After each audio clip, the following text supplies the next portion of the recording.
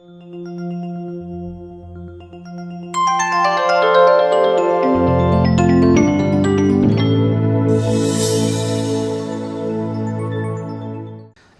బాలకృష్ణ గారితో అనుబంధం ఉండడం వల్ల మీరు రాజకీయాలకు వచ్చారనుకోవచ్చా? వేరే కారణాలు ఏమైనా ఉన్నాయా సార్ రాజకీయాలు రావడం? లేదండి, బాలకృష్ణ గారితో రాజకీయం నేను 1999లో ఎమ్మెల్యే అయ్యానండి.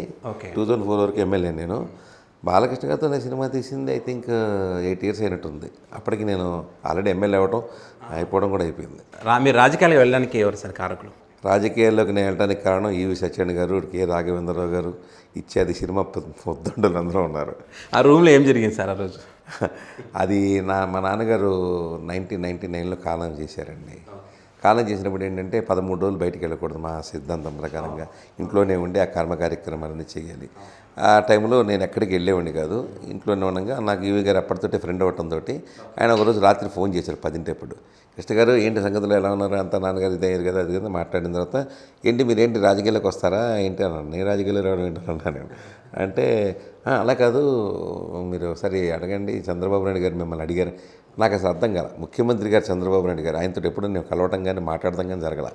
ఎప్పుడు ఫోటోలోనో టీవీలో చూస్తుంది తప్ప. ఆయన అనేటువంటి అని అడిగాను నేను. కృష్ణ గారు మీ పేరు అడిగారు, కృష్ణ ఎలా అంబికా కృష్ణ గారు నీకు తెలుసని అడిగారు. నాకు బాగా తెలిసిండి అన్నాను. ఆయన పాలిటిక్స్లోకి వస్తారంటే నాకు తెలియదు, నేను కాంగ్రెస్లో సరదాగా తిరుగుతుంటాడు, మాగండ బాబుకి ప్రచారం అది చేస్తుంటాడు అంటే మీరు అడగండి ఒకసారి వెళ్ళితే తీసుకురండి అని అన్నారు. అందుకే మీకు ఫోన్ చేశాను. నాకు అసలు అర్థం కాలేదు, ముఖ్యమంత్రి గారు నన్ను పిలవడం ఏంటి అని చెప్పేసి. చూద్దాంలే బాస్ అని చెప్పి కట్ చేశాను. మరతతో అలాగే వరుస పెట్టి ఈయన ఆయన ఆయన ఆయన ఇంకా 2-3 సినిమా ఆర్టిస్టులు పేర్లు వద్దులు కానీ అందరూ ఫోన్ చేసి నన్ను బాగా ప్రెషర్ చేశారు.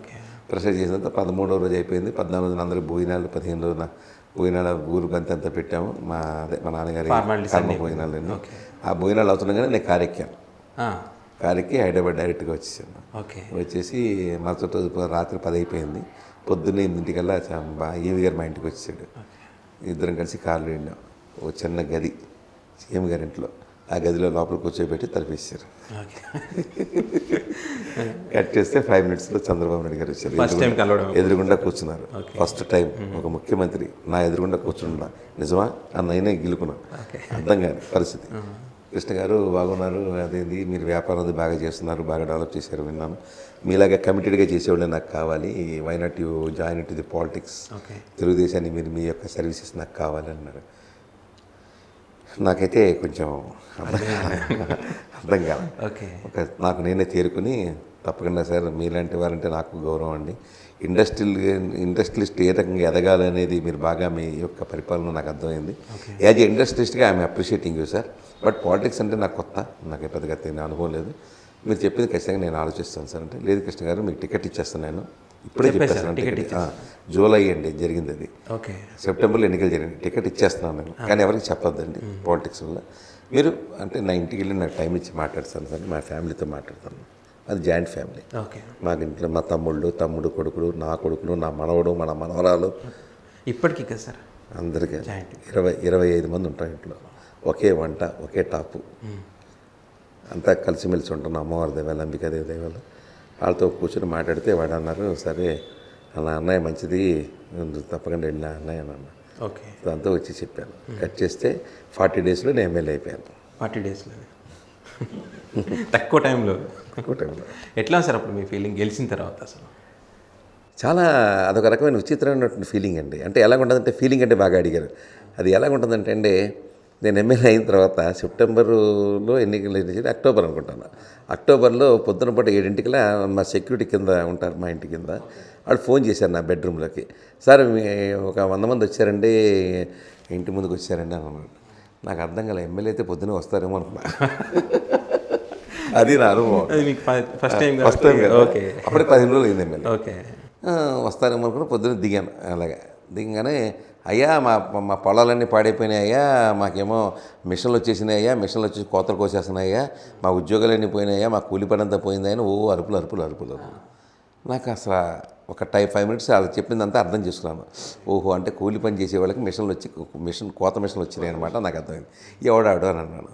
అంటే ఆడెవడు ఉత్తరప్రదేశ్ అంటే ఆడొచ్చాడంటే, నా పవర్ ఉంటుంది కదా, పోలీస్ స్టేషన్కి ఫోన్ చేసి ఆడ ఎవరిని ఎత్తుకొచ్చాడు అన్నాను. ఆ డ్రైవర్ని ఎత్తుకొచ్చారు, మనం పోలీసులు తీసుకొచ్చారు. క్యాబ్ ఆతే అన్నాను. मैं वही कम कर रहे साहब, वही कटिंग करना है, मैं पैसा दे रहा है, ऐसे ऐसे ऐसे। अरे वो बात नहीं, छोड़ो भाई इधर, आपको 2 घंटा टाइम दे रहे हैं, इधर से मिशन निकाल के चलो, नहीं तो तुमको अरेस्ट कर देंगे అని చెప్పి వార్నింగ్ ఇచ్చారు. ఆడు వెళ్ళిపోయాడు కంగారు పడిపోయి. అమ్మో అంబికా కృష్ణ గారికి జిందాబాద్ జిందాబాద్ అంటే జైలు కొట్టారు. ఫస్ట్ జిందాబాద్ సరే వెళ్ళిపోయారు. విచిత్రం ఎలా ఉంటుందంటే అండి, అంటే ఎమ్మెల్యే అంటే అనుభవాలు చెప్తున్నాను మీకు. కరెక్ట్గా అదే పొలం అదే ఏరియాలో నేను 1999 సంవత్సరం అక్టోబర్లో జరిగిన విషయం చెప్పాను. 2003లో అదే ఏరియాలో నేను కార్ వేసుకెళ్తుంటే అన్ని మిషన్లే పనిచేస్తుంది. అంటే అంత మార్పు వచ్చేసింది ప్రజల్లో. కూలీ నేను ఆపాను, కానీ క్యూరియాసిటీ అడిగాను, అరే ఏంట్రా మీరు అప్పుడు వచ్చి పొద్దున్నే లేపేసి నన్ను కంగారు పెట్టేశారు, ఇప్పుడు ఏంట్రా మీరంటే ఆ బురదలో గౌడు దిగుతాయండి, మిషన్లు వచ్చినాయి కదండి. మార్పు వచ్చింది. మార్పు.